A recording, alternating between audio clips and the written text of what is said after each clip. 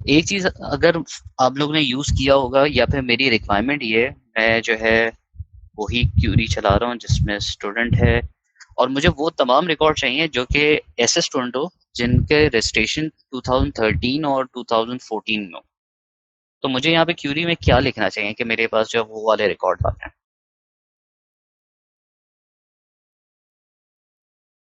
अच्छा, सिंस जो है वो हमारे पास डेटा टाइप पे डिपेंडेंट होता है कि अगर मेरे पास ये जो है वो डेट टाइम की फील्ड है तो मैं उसे जो अब स्ट्रिंग में कन्वर्ट कर रहा हूँ या लाइक लगा रहा हूँ, लाइक हैवी ऑपरेशन होता है, उसके लिए उसे पार्शियल सर्चिंग करना पड़ता है। सही है। तो अगर आप जो है इस तरह कर रहे हो तो उसमें इशू ये होगा कि उसे मजीद सर्चिंग करनी पड़ रही है। तो मैं इसकी जगह ये काम कर सकता हूँ कि अगर मैं डेट टाइम है, मुझे पता है कि ये डेट टाइम की डेटा टाइप है, तो मैं इस तरह यूज कर सकता हूँ कि अगर इसकी डेट जो है वो अज्यूम ये कर लें कि हम इसे फिर से कास्ट कर देते हैं।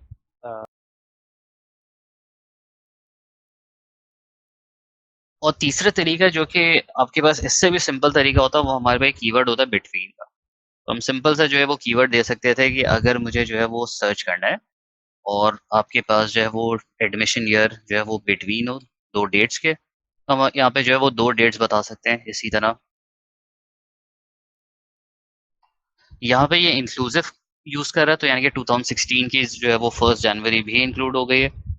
अगर मैं जो है वो 2015 का दिसंबर देता हूँ वो इसके बीच में कन्वर्ट हो रहा है। यहाँ पे मैंने कास्ट नहीं यूज किया हुआ है और कास्ट बेसिकली जो है वो करता ही ऐसे डेट टाइम में कन्वर्ट कर रहा है। इस वक्त जो है वो बेसिकली हुआ ये होगा कि इसने स्ट्रिंग से खुद से कास्ट करने की कोशिश की है। डेट टाइम अगर ये कर सका तो सही है, इसने वैलिड मान दिया। सही है। तो एक सिंपल सा आपके पास कीवर्ड होता है बिटवीन का जो कि आप न्यूमेरिक या डेट टाइम्स में बहुत कॉमनली यूज करते हुए नजर आओगे। ये हम बहुत कॉमनली करते हैं। अब जो है स्क्यूरी को थोड़ा सा मॉडिफाई कर देते हैं, हम कहते हैं कि मुझे वो तमाम स्टूडेंट्स चाहिए जो कि आपके पास, या फिर मुझे सिर्फ काउंट चाहिए 2015 और जो है वो 2015 और 16 में जितने बच्चे रजिस्टर्ड हुए हैं उनका काउंट चाहिए। तो मेरे पास क्यूरी क्या होगी, ये मुझे क्या दे देगा 2014 और 15 के अंदर जो जितने स्टूडेंट्स रजिस्टर्ड हैं वो आ जाएगा। मगर अगर मुझे इंडिविजुअल चाहिए कि 2014 में कितने हैं 15 में कितने हैं, तो फिर क्या करना पड़ेगा मुझे। और अब जो है मेरे पास यहाँ पे आ जाएगा एडमिशन ईयर में लिख देता हूँ। सही है। अभी मेरे पास सारे जो है वो एक 1 जनवरी की एडमिशन है तो फिर उसमें मसला नहीं कर रहा। अगर वो आपके पास मल्टीपल होते या ईयर के एंड में होते तो हम सिर्फ ईयर पास करा रहे होते, हम डेट टाइम में से ईयर स्प्लिट कर लेते। तो ये सिंपल आपके पास काउंट आ जाता है।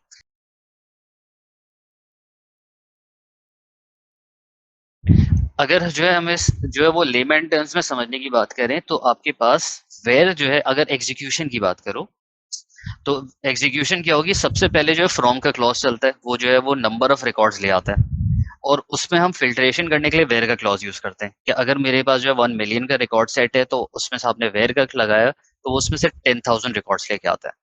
जब आप ग्रुप बाय करते हो तो वो 10,000 रिकॉर्ड्स पे ग्रुप बाय करता है, वो पूरे टेबल पे ग्रुप बाय नहीं करेगा। पहली चीज, हैविंग का क्लॉज उसके बाद एग्जीक्यूट होता है। वो करेगा क्या कि वो 10,000 को पहले ग्रुप करेगा और साथ साथ आपने बता दिया कि मुझे वो रिकॉर्ड दिखाओ जो कि आपके पास जिनका काउंट फॉर एग्जांपल 2 से ज्यादा है। उस केस में होगा ये कि वो ग्रुप बाय के बाद एग्जीक्यूट होगा। तो पहली बात, ग्रुप बाय पे अगर हम किसी एग्रीगेट फंक्शन पे फिल्ट्रेशन मजीद करना चाह रहे हैं तो वो आपके पास हैविंग से होता है और वो एग्जीक्यूशन में ग्रुप बाय के बाद चलता है।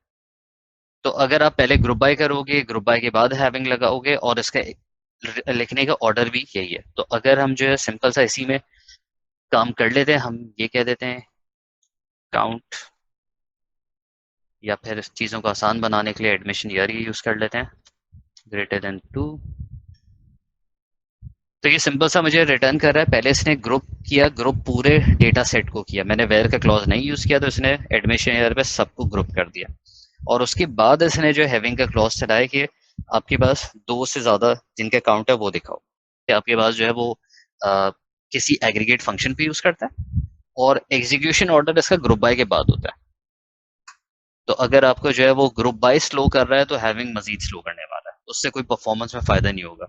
मुझे इसमें डेटा सेट कम करना है तो मुझे वेयर का क्लॉज लगाना पड़ेगा। सही है, ये बात सेंस बनती है।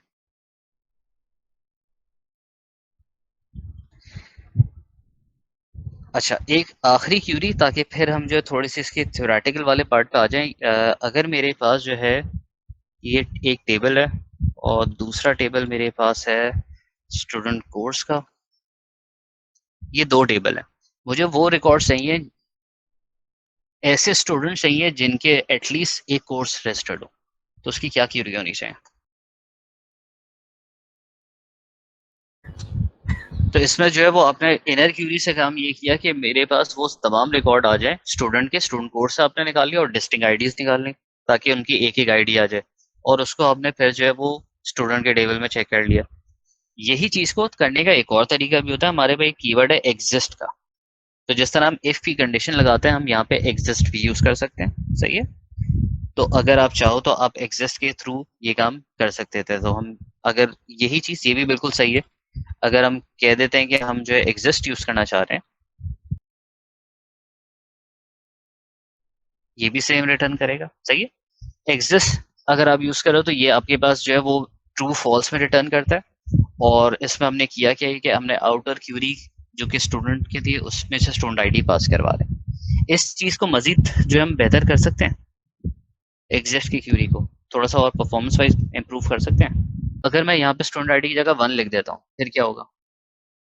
तो सेम रिटर्न करेगा। सही है। तो आपके पास जो है, हम स्टूडेंट आईडी की जगह जो है यहाँ पे 1 यूज कर सकते हैं। उसके लिए यहाँ पे वही रोज रिटर्न होंगी जो कि एग्जिस्ट करती हैं।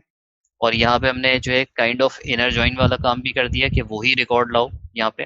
तो इसी चीज के लिए जो हम क्यूरी में जो है थोड़ी थोड़ी चीजें चेंज करके हम क्यूरी को मजीद ऑप्टिमाइज करते रहते हैं। सही है। तो हम व्यू पे पहले आ जाते हैं, फिर हम टिम टेबल्स पे आते हैं। व्यू जो है बेसिकली हम बनाते हैं इसके लिए हैं कि हमें सिर्फ और सिर्फ पर्पस ये होता है कि आपके पास, हम जो है वो बहुत एक रिकरिंग प्रॉब्लम है। फॉर एग्जांपल मुझे जो है स्टूडेंट के टेबल जो है वो ज्वाइन लगाना है स्टूडेंट कोर्सेज के साथ, और उसके बाद कोर्स, ये बहुत कॉमन है और हर क्यूरी में मेरा रीयूज होने वाला है। तो उस जगह पे हम पहली बात व्यू बना सकते हैं, ऐसी चीज जो हम जो है रिकरिंग प्रॉब्लम सॉल्व कर रहे हैं। मगर हमारे पास जो है एक उसका बेसिक रीजन ये होता है कि हमारे पास वो प्री कंपाइल्ड होता है। वो व्यूज बनाते हो तो वो आपकी जो है वो क्यूरी परफॉर्म बेहतर करेगी। मगर ये चीज हम लोग जो है वो गलत कह रहे होते हैं कि हमारे पास वो डेटा पहले से स्टोर कर रहा है। होता है क्या, जब भी आपकी क्यूरी एग्जीक्यूट होती है, चाहे वो कोई भी जो है वो डेटाबेस में हम रख रहे हैं, चाहे वो आपकी एक इनलाइन क्यूरी हो या आपकी एक व्यू हो या एक स्टोर प्रोसीजर हो, ये सारी क्यूरीज के दो फेजेस होते हैं। पहली चीज ये होती है कि वो क्यूरी को कंपाइल करके जो है वो एग्जीक्यूट करता है। सही है। और उसके बाद वो कुछ एनालाइज करता है या कुछ एस्टिमेशन करता है कि इस क्यूरी को कितना टाइम लगेगा चलाने में, और उसमें जो है कितनी रिसोर्सेस एलोकेट करनी होंगी। फॉर एग्जाम्पल मैं एक क्यूरी चलाता हूँ जिससे मुझे जो है वो आपका डेटाबेस एस्टिमेट करता है कि इससे जो है चलाने में मुझे 5 मिनट लगेंगे, और इसके लिए मुझे जो है मेमोरी इतनी जरूरत है, आईओ इतना जरूरत होगा। ये सारी चीजें वो पहले से एस्टिमेट करता है। सही है, यहाँ तक बात क्लियर है? अच्छा, अब उसके बाद जब वो एस्टिमेशन कर लेता है तो फिर वो एग्जीक्यूट करना शुरू करता है। सेकंड फेज है एग्जीक्यूशन का, पहला एस्टिमेशन का है, दूसरा एग्जीक्यूशन का। जब वो एग्जीक्यूट करने बैठता है तो वो जो उसने एस्टिमेशन के जो चीजें पास की थी, वो उन चीजों पे जो है वो यूज करते हुए करता है। और होता है कि जितनी बार आपकी क्यूरी चलती है, वो उस एस्टिमेशन को रिवाइज करते रहता है, जिसे हम स्टैटिस्टिक्स कहते हैं डेटाबेस के टर्मिनोलॉजी में। तो हर क्यूरी के पीछे एक स्टैटिस्टिक्स मेंटेन होता है। अब होता क्या है कि जब आपके पास एक क्यूरी जो कि आपने पहले से डेटाबेस में बना के रख दी है, जैसे व्यू, स्टोर प्रोसीजर, ये चीजें आपने बना के रख ली है, तो उसमें होता ये है कि आपके जो पहला काम जो कि एस्टिमेशन वाला काम है, जैसे हम कह सकते हैं कि आपके पास क्यूरी का एग्जीक्यूशन प्लान वो जनरेट हो जाता है। सही है। अब जो है वो जितनी बार चलाओगे उसे एग्जीक्यूशन प्लान बनाने की जरूरत नहीं है, वो उसे सिर्फ क्यूरी एग्जीक्यूट करनी है और अपने स्टैटिस्टिक्स को अपडेट करना है। और इसके ऑल्टरनेट, मैं अगर अपने क्यूरी में से या कोड में से इनलाइन क्यूरी पास कराता हूँ, जैसे हम इनलाइन क्यूरी कह रहे हैं, स्ट्रिंग में पास करा रहे हैं, वो हर बार एक नई क्यूरी की तरह ट्रीट होता है। तो उसमें जो वो जो एस्टिमेशन वाला काम है, या फिर जो है क्यूरी के जो आपके एग्जीक्यूशन प्लान है, वो हर बार नया जनरेट होता है। अगर फॉर एग्जांपल मैं ये सिंपल सी एक क्यूरी जो मेरे पास लिखी हुई है, मैं बल्कि एक सेलेक्ट की क्यूरी लिख देता हूँ इसी में, स्टूडेंट पे। इसके अगर आपके पास यहाँ ऑप्शन होगा, यहाँ पे आपको एक अदद नजर आ जाएगा कि इसकी एग्जीक्यूशन प्लान देखना है। जब मैं क्यूरी एग्जीक्यूट करता हूँ तो अगर देखो ये इसके पीछे इसने एक एग्जीक्यूशन प्लान बनाया। इसने कहा कि मुझे जो है ना इंडेक्स पे सर्च करना है, और इस इंडेक्स में सर्च करने के लिए मुझे जो है वो इतने रोज चाहिए होंगे, इतने डेटा एक्सपेक्टेड है, इतने रोज आंसर में आने वाले हैं, एक्सपेक्टेशन ये है इसकी। जब मैं नेक्स्ट टाइम एग्जीक्यूट करता हूँ तो वो इसे जो है वो इसी एग्जीक्यूशन प्लान को यूज कर रहा होता है, अगर मैं स्टोर्ड प्रोसीजर या फंक्शन या फिर आपके पास व्यू यूज कर रहा हूँ। जब मैं एक इनलाइन क्यूरी पास कराता हूँ तो उसके लिए ये जो क्यूरी एक नई क्यूरी है, तो उसे फिर से एग्जीक्यूशन प्लान बनाना पड़ता है। तो जो हम लोग कह रहे हैं कि प्री कंपाइल से हमें जो क्यूरी का बूस्ट मिलता है परफॉर्मेंस में, वो बेसिकली टेबल का डेटा फेच करने में नहीं मिलता, वो एग्जीक्यूशन प्लान बनाने में जो है वो हमें फायदा होता है। अब इस एग्जीक्यूशन प्लान पे होता क्या है, फॉर एग्जाम्पल मैंने ये स्टूडेंट की क्यूरी चलाई और इसने कहा कि इसे जो है 2 सेकंड या 1 सेकंड लगेगा। नेक्स्ट टाइम मैंने क्यूरी चलाई तो उसने उस टाइम जो है उसने 1 सेकंड एक्सपेक्ट किया था, और उस बेसिस पे पूरी एलोकेशन कर ली, मगर क्यूरी जो है वो 5 सेकंड लेगी। तो वो उसे स्टैटिस्टिक्स अपडेट करेगा, शायद उसे 3 सेकंड्स नेक्स्ट टाइम एक्सपेक्ट कर लेगा। नेक्स्ट टाइम क्यूरी जब चलेगी वो उसके लिए 3 सेकंड तक रिसोर्सेस एलोकेट करके ब्लॉक करके रख देगा। क्यूरी चाहे वो 1 सेकंड में चल रही हो, मगर वो 3 सेकंड तक चीजें ब्लॉक करके बैठ जाएगा। तो उससे होगा क्या कि आपकी दूसरी क्यूरी जो है वो स्टॉल होने शुरू हो जाएंगी, वेट करने शुरू कर देंगी। इस चीज के लिए हम लोग जो है बेसिकली स्टैटिस्टिक्स को अपडेट करते रहते हैं। तो एट टाइम्स जो है हमारे पास ये हो सकता है कि आपकी प्री कंपाइल्ड क्यूरीज स्लो होना शुरू हो जाए, सिर्फ और सिर्फ इस वजह से कि आपने कभी क्यूरी चलाई थी जिसका बहुत बुरा जो है रिजल्ट आया था, स्टैटिस्टिक्स खराब थी। फॉर इंस्टेंस आपने वेयर का क्लॉज नहीं लगाया और आप जो है 10 मिलियन के रिकॉर्ड पे क्यूरी करते रह रहे हो, उसने जो है कहा मुझे इस क्यूरी को चलाने में 30 सेकंड्स लगेंगे। नेक्स्ट टाइम आपने वही क्यूरी में वेयर का क्लॉज लगाया, अपने एग्जीक्यूशन प्लान को अपडेट नहीं किया, तो होगा ये कि वो एक्सपेक्ट करेगा 30 सेकंड में चलेंगे, तो वो 30 सेकंड्स तक चीजें बुक करके रख देता है और आपकी क्यूरी ने 1 सेकंड में काम कर दिया। तो वो बाकी 29 सेकंड्स में हो सकता है 15 सेकंड जो सिर्फ बैठे रहे कि शायद कुछ चलने वाला है, कुछ अपडेट होने वाला है, या दूसरी क्वेरीज को वेट करा ले 15 सेकंड्स तक। ये बात क्लियर होती है कि बेसिकली क्या होता है execution plan versus execution of the Curie.